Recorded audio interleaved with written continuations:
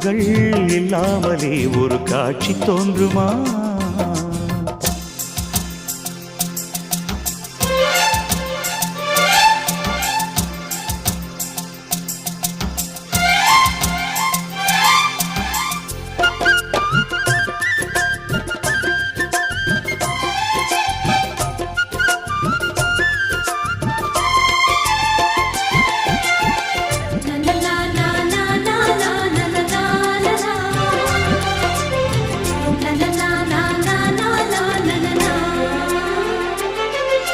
கதிர்கள் முற்றி போனால் களத்தில் சேர வேண்டும்.